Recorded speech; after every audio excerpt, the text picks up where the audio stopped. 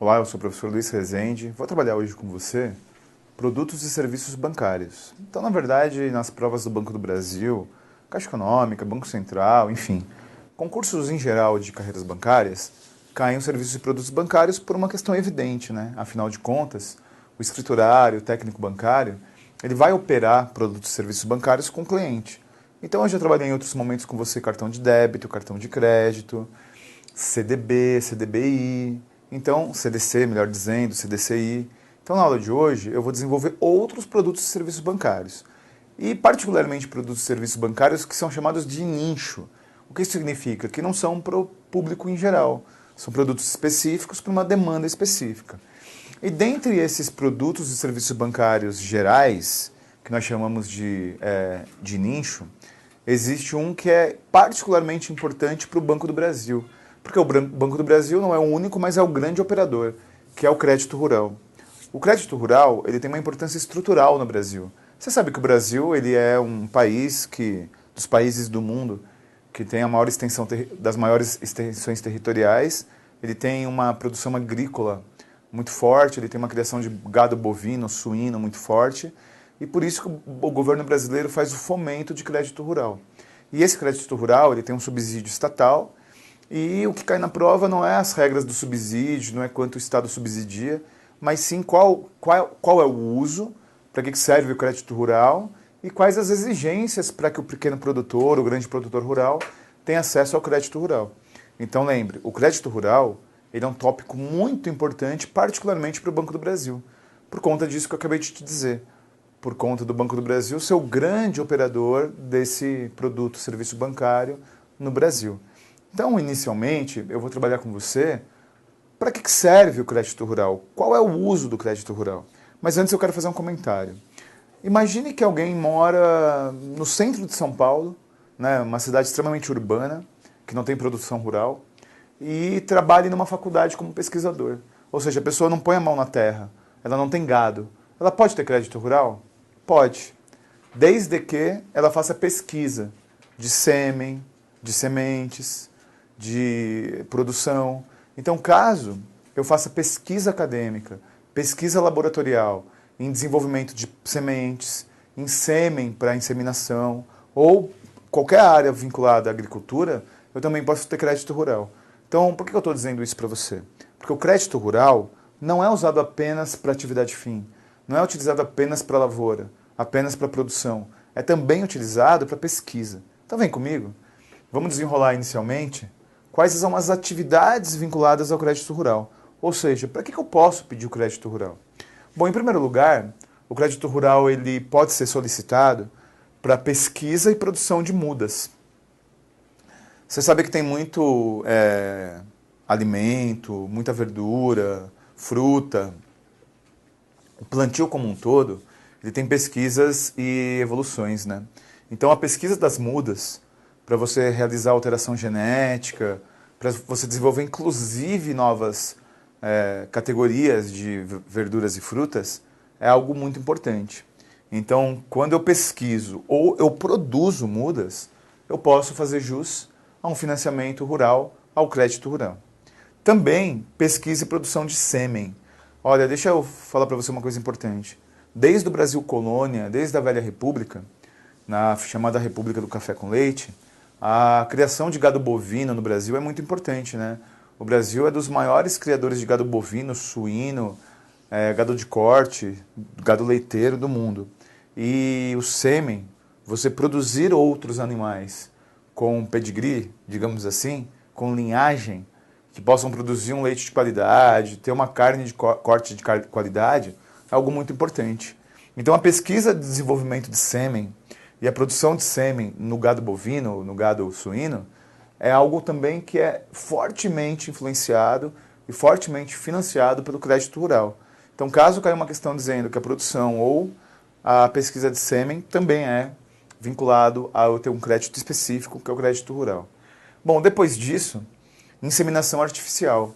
Você sabe que existem fazendas enormes no Brasil de inseminação artificial, né? Para que você garanta a linhagem, para que você garanta a característica do gado. E assim como a pesquisa e a produção de sêmen, ela está vinculada à inseminação artificial, técnicas de inseminação artificial também podem ser fomentadas e pode ser objeto de financiamento. Bom, depois, os mecanizados rurais. O que significa isso na prática? A mecanização. Você comprar maquinário, você comprar trator, você comprar inclusive maquinário para isso aqui, ó.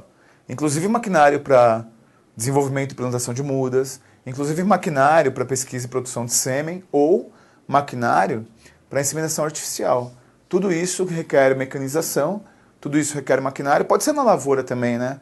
Pode ser uma colheitadeira, pode ser uma máquina para arar o terrado ou a terra, tudo isso pode ser objeto de crédito rural. Bom, depois, medição de lavoura. Olha só, existem financiamentos específicos para realizar pesquisa e medição da lavoura para vários ciclos, né? O crédito rural ele não tem necessidade apenas de ser um crédito para um ciclo produtivo. Ele pode ser justificável por mais de um ciclo produtivo. E é justamente a medição da lavoura, o quanto eu vou vender, o quanto eu vou plantar, que também pode ser objeto de crédito rural.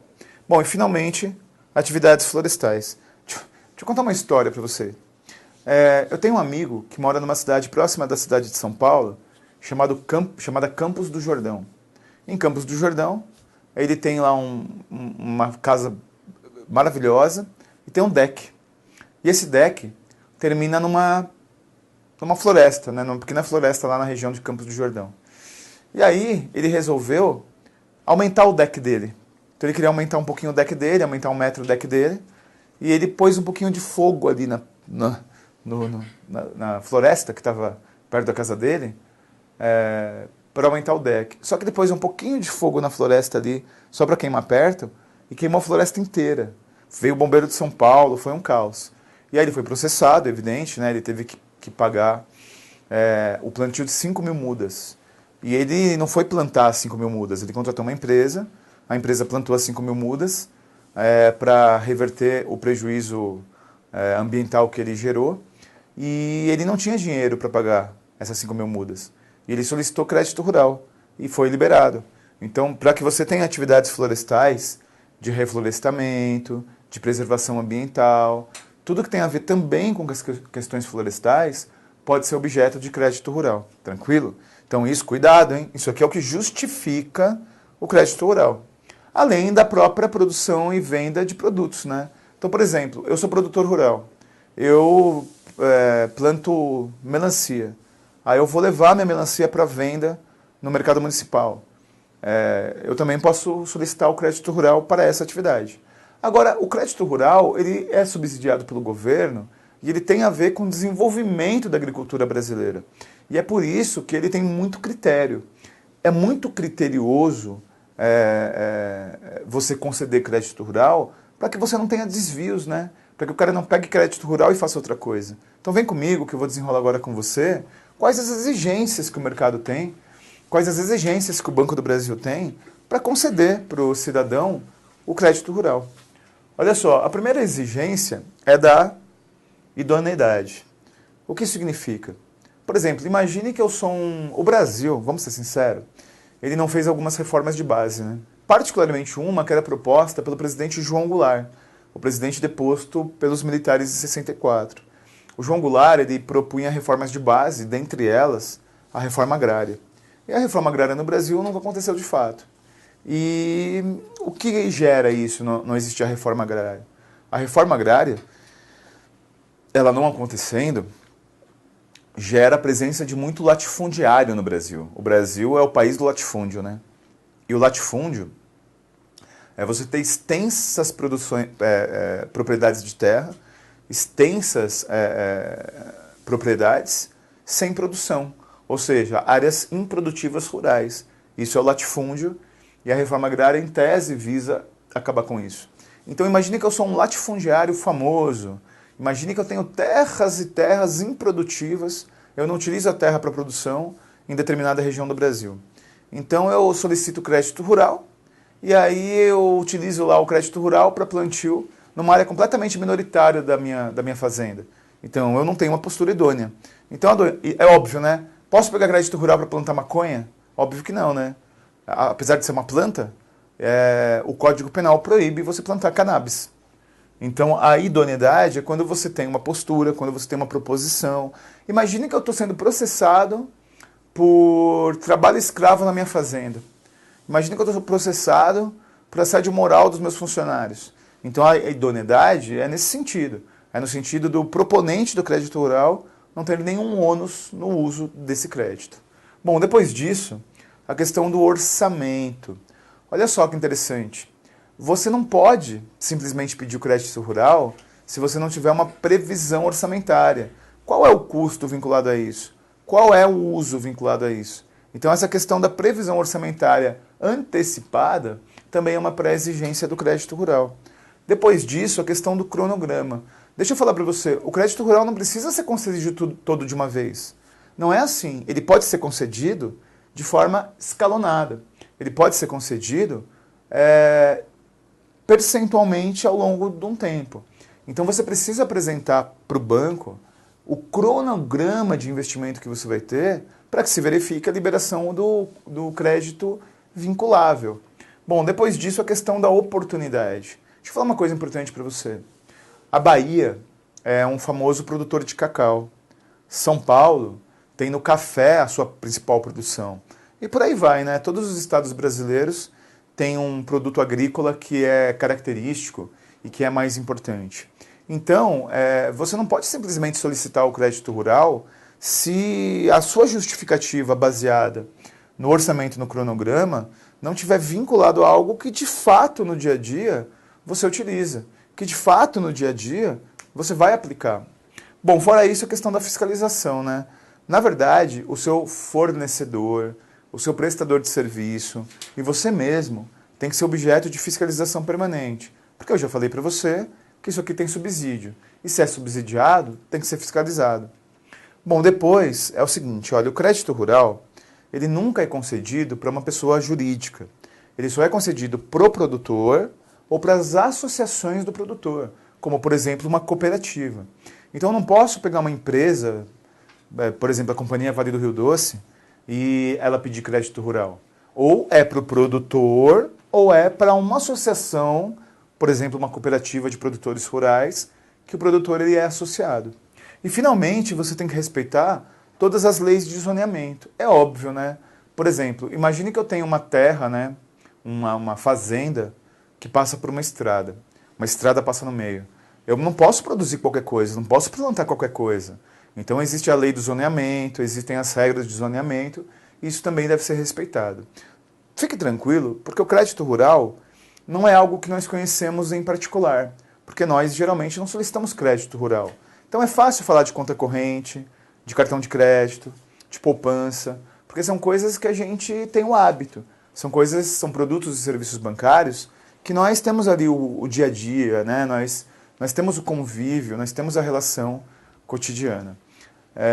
Portanto, fique tranquilo, porque por mais que seja algo que nós não temos ali o hábito, por mais que seja algo que nós não temos ali a prática cotidiana, o crédito rural, para que ele serve e quais as exigências, basicamente é isso que cai em prova. Bom, eu vou agora trabalhar com produto e serviço bancário que você conhece muito bem, mas talvez você não conheça as regras. Você conhece muito bem porque, com certeza, você tem ou já teve. Alguém já te ofereceu. Mas ele tem algumas regras e são essas regras que eu vou desenvolver com você. Então vem comigo. Vou trabalhar com você a caderneta de poupança. A caderneta de poupança, ela já foi bem famosa. Ela já foi extremamente importante. Nas décadas passadas, ter uma caderneta de poupança era o único investimento possível e era o melhor investimento. Hoje em dia, a caderneta de poupança ela é muito menos vantajosa do que vários outros investimentos. Mas a caderneta de poupança continua sendo um produto bancário bastante recorrente, continua sendo um produto bancário que ele tem um percentual muito grande das atividades bancárias e quando cai em prova, cai de uma forma muito de detalhe. Bom, começando a falar da caderneta de poupança. Em primeiro lugar, ele é de baixíssimo risco. Por que baixíssimo risco? Porque ele não está inserido na questão de mercado, commodities, ações. Então você não tem na poupança o risco de você ter uma grave crise do mercado financeiro.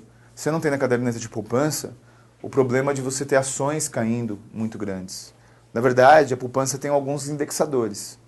E tendo esses indexadores, ela é de baixo risco. Agora tem um problema, né? Como funciona o mercado de investimento? Qual é a regra básica de investimento? Quando você corre baixo risco, o risco sempre tem, né? Mas quando você tem um risco pequeno de perder o seu dinheiro, de perder seu investimento, qual é a contrapartida do baixo risco? A contrapartida do baixo risco é que o seu lucro também é pequeno. Então, o baixo risco ele tem um aspecto positivo, que é você não ter muito risco de perder seu dinheiro, mas o grande risco envolvido e associado é que também você não vai ganhar muito. Agora, se você corre muito risco, se você investe, por exemplo, em gráfico no mercado financeiro, você pode correr o risco de ganhar muito. Então, a TR é a taxa referencial da poupança. E tome cuidado, porque em 2002 foi alterada a regra da caderneta de poupança. Então não vai me pegar a questão antigona, hein? Não vai me pegar a questão de 15, 20 anos atrás. Primeiro porque nem se deve pegar. Depois porque você corre o risco de errar a questão, porque mudaram as regras da poupança. Então olha só, como é hoje a regra da poupança de lucratividade? Toda poupança tem o seu aniversário, né? No material eu deixei as regras do aniversário. Se o aniversário cair no domingo, é no dia útil subsequente. Então, falando das regras da poupança, olha só. Quanto você lucra? Você lucra a taxa referencial mais 0,5% ao mês, se a taxa Selic for maior do que 8,5%. Então, a taxa Selic, a taxa básica de juros, que você já estudou comigo, é o grande referencial da poupança hoje. Se a taxa Selic estiver alta, você faz 0,5% mais a TR de lucro da poupança. Na prática, 0,5%. E se a taxa Selic for menor do que 8,5%, aí você só tem 70% da taxa Selic anual, ou seja, da referência anual. Então essa é a regra da caderneta de poupança. Essas regras aqui são importantes para você responder, porque é isso que eventualmente cai em prova. Tudo bem? Vou trabalhar agora com investimentos. Título de capitalização, seguro e CDB. Então vem comigo para que a gente possa trabalhar esses outros produtos e serviços bancários. Olha, tome cuidado, porque nas aulas anteriores eu trabalhei o CDC, o crédito direto ao consumidor, que é para você financiar um bem, e o CDCI, que é o CDC com interveniente, que é quando o lojista te financia. Então eu estou falando dessas siglas que não tem a ver com a aula de hoje, porque a aula de hoje eu vou apresentar um investimento que a sigla é um pouco parecida, que é o CDB. Ó, CDC e CDCI é financiamento de bens. CDB é investimento. Então, na verdade, o CDB é o certificado de depósito bancário. E na prática, o que significa isso? Um certificado de depósito bancário. É um investimento, na verdade, é um título vendido pelo banco em que você investe seu dinheiro. Na prova, é óbvio, tome cuidado, porque quando a gente estuda conhecimentos bancários, como não é uma matéria que você estuda toda hora, como não é uma matéria comum e você estuda toda hora, o que cai muito em prova são as regras e os conceitos. Então, se a gente aprofundar mais do que deveria, a gente erra do mesmo jeito de ser superficial, né? Se você estudar muito profundamente um tópico, você corre o mesmo risco de estudar de forma muito superficial. Então, o CDB é um investimento e ele pode ter o valor o percentual pré-fixado, pós-fixado, ou existe também o CDB swap. Toda vez que você encontrar uma citação a esse tal de swap, lembre do seguinte, pode variar. Pode ser pré e pós, pode ser pós e depois virar pré. Então o swap é o variável. Então eu posso ter um CDB com percentual de lucratividade pré-fixado, pós-fixado, ou variável que é o swap. Tranquilo? Vamos pontuar agora seguros. Deixa eu te perguntar uma coisa, por que você faz seguro? Qual é a lógica de fazer seguro? Fazer seguro não é uma prevenção? Então todo seguro pessoal ou não pessoal é uma prevenção. Podem haver seguros pessoais, seguro de vida, seguro contra acidentes, seguro para preservar inclusive alguma parte do corpo, né? Cantores fazem seguro da corda vocal. Jogadores de futebol fazem seguro da perna. É muito comum a pessoa que trabalha com artes plásticas, artes cênicas, do esporte, fazer seguro de partes do corpo. E existem seguros não pessoais, que são seguros de automóvel, que são seguros contra incêndio, seguros da residência. Seguros podem ser pessoais ou não pessoais. Mas quando cai na prova, o que cai é a terminologia. E tem uma pegadinha aqui. Olha a grande pegadinha. No seguro existe o prêmio, o segurado, o segurador e a indenização. O prêmio não é aquilo que você recebe quando o seu carro é roubado. O prêmio é o valor que você paga pelo seguro. Cuidado com isso. Porque as pessoas acham de forma equivocada que o termo prêmio é quando você é indenizado, quando roubam o seu carro. O prêmio é o valor que você paga pelo seguro. Cuidado com isso. Aí existe o segurado, que é a pessoa que faz o contrato. Existe o segurador, que é o banco propriamente dito. E existe a indenização, que esse sim é o valor, é o montante que você recebe quando tem sinistro, quando seu carro bate e tudo mais. Então o que vai cair na prova são essas terminologias. Seguros podem ser pessoais ou não pessoais. Exemplo de seguros pessoais: seguro de vida ou seguro contra acidentes pessoais. E os não pessoais são o seguro do automóvel, seguro do imóvel, seguro contra incêndio e assim por diante. Bom, finalmente, título de capitalização. O maldito título de capitalização que a gente não aguenta mais vir no banco e o gerente tentar empurrar para nós. Título de capitalização é um investimento. Cuidado. Então, assim como o CDB, o título de capitalização se caracteriza por ser um investimento. E esse investimento, ele tem 4 palavras vinculáveis: o prêmio, a cota, a vigência e a carência. Vamos começar pelo termo prêmio. Assim, você deve saber o que é título de capitalização, você já deve ter feito, inclusive, mas o que é classicamente um título de capitalização? É um valor que você paga todo mês para o banco e você tem sorteios. O seu dinheiro vai sendo corrigido, né? E quando você é sorteado, você ganha um prêmio, mas quando você não for, você pode resgatar o valor corrigido. Então, o prêmio, a palavra prêmio é a mesma coisa que o seguro. A palavra prêmio é o valor que você paga mensalmente, via de regra, para o título de capitalização. A cota é o percentual do valor que você paga que vai para o prêmio. Então imagine, eu tenho vários clientes, vários correntistas que têm título de capitalização. Então é um percentual de cada prêmio, de cada mensalidade desses correntistas, que é a cota, que é o sorteio. Existe a vigência, né? Todo título de capitalização tem uma vigência pré-estabelecida. Cuidado agora com os números, hein? Vigência mínima, 12 meses.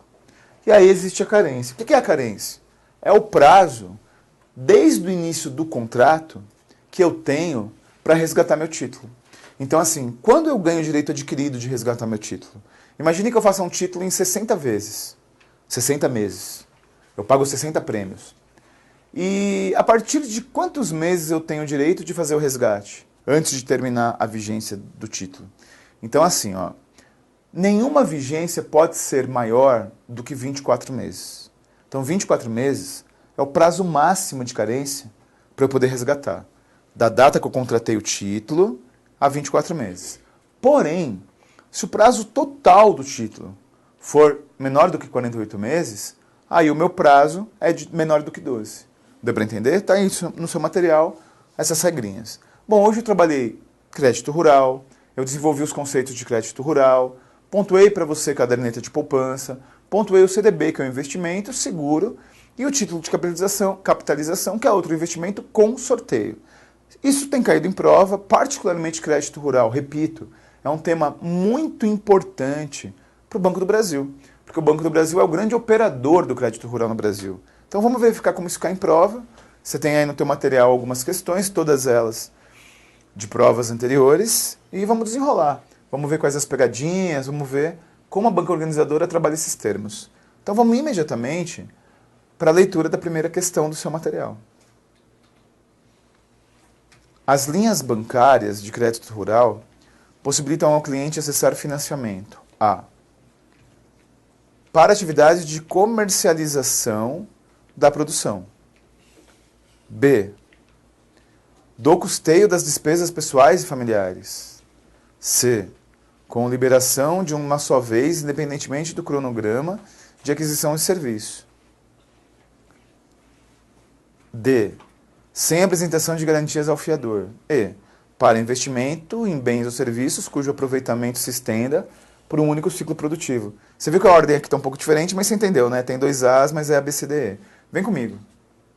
Olha só, para que serve o crédito rural? Para que eu utilizo na prática o crédito rural?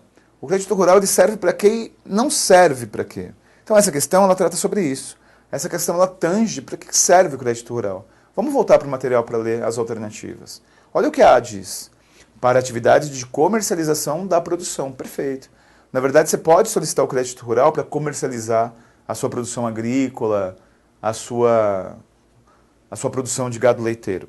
Essa é a alternativa correta. Não é para custeio de despesas pessoais e familiares. Não é liberado uma só vez. Eu posso ter cronograma de liberação. Eu preciso apresentar garantias. E não é um único ciclo produtivo. Então a alternativa correta é a A. Próxima questão. Sobre operações de crédito rural, é correto afirmar A. Podem ser utilizadas por produtor rural, desde que pessoa física. B. Não pode financiar atividades de comercialização da produção. C. É necessária a apresentação de garantias para obtenção do financiamento. D. Não estão sujeitas a impostos de operação de crédito cambial e seguro e sobre operações relativas ao IOF. E. Podem ser apresentados orçamento, planos ou projetos nas operações de desconto na nota promissória rural ou ciclo produtivo. Vamos imediatamente aqui para a alternativa. Olha o que a A diz. Podem ser utilizadas por produtor rural, desde que pessoa física. Pode ser uma cooperativa também. E a cooperativa é pessoa jurídica. B. Não podem financiar atividades de comercialização da produção. Óbvio que pode. A questão anterior, inclusive, falava isso. C. É necessária a apresentação de garantias para obtenção. Olha só, eu não posso pedir o crédito rural e simplesmente no crédito rural não ter garantia nenhuma. Então eu preciso apresentar garantia. Essa é a alternativa correta. Tem imposto, óbvio, por isso que está errada a D. E a E não é só um ciclo produtivo, é mais de um ciclo. A alternativa C. Vamos para a próxima questão. Os títulos de capitalização são emitidos pelas sociedades de capitalização e têm por objetivo o depósito periódico de prestações pecuniárias pelo contratante, o qual terá, depois de cumprido o prazo contratado, os direitos de concorrer a sorteios de prêmios em dinheiro e o D. A. Garantir o valor do título mediante lance ou leilão periódico. B. Resgatar parte dos valores depositados corrigidos por uma taxa de juros. C. Aplicar parte dos recursos em ações da Bolsa de Valores. D. Concorrer a imóveis nos feirões da casa própria. E. Concorrer a prêmios em barras de ouro. Bom, título de capitalização você concorre todo mês, né? É o tal da cota que eu falei. E o prêmio aqui tem uma confusão, mas é o que você paga por mês. A alternativa A diz que é resgatar o valor do título mediante leilão. Não, você não precisa dar leilão. B. Resgatar parte do valor depositado corrigindo a taxa de juros. Perfeito, você não precisa dar leilão. Essa é a alternativa correta. A C está errada porque diz que você investe na bolsa. A D está errada porque diz que é leilão da casa própria. E aí está errada porque não é barra de ouro. Então vem comigo. Seria boa essa barra de ouro, hein? Então, na verdade, assim, título de capitalização é um prêmio, um valor que você deposita todo mês, que desconta da sua conta todo mês. Entre todos os correntistas que têm título de capitalização, existe um percentual, que é a cota, que é o que você é sorteado e você pode ganhar a bolada. Caso você não ganhe, geralmente a gente não ganha, porque muita gente com título de capitalização, o valor, o dinheiro que você deposita vai sendo corrigido. E você pode, depois de um prazo pré-estabelecido, que é no máximo 24 meses, resgatar parcialmente ou ao final da vigência do seu título de capitalização, resgatar completamente. Então é isso, título de capitalização que todo mundo nos vende. A aula de hoje trabalhou produtos e serviços bancários que não são os principais. Os principais são cartão de crédito, cartão de débito, mas hoje eu trabalhei o crédito rural, que é muito, mas muito importante para o Banco do Brasil. Trabalhei a poupança, que cai bastante em prova. Trabalhei o CDB, que é um investimento, seguros e título de capitalização. Temas que estão previstos na prova do Banco do Brasil, são tradicionalmente abordados em concursos aí Banrisul, Banco do Nordeste, Banco do Pará. Os bancos aí que tem pelo Brasil, cai no Banco Central, cai na Caixa Econômica Federal. Então tá aí, produtos e serviços bancários, que são de nicho, são particulares, mas cai em prova. Espero que você tenha entendido a abordagem disso para a prova, entendido como isso cai em prova. Muito obrigado pela sua paciência e me acompanhar aqui até o final da aula.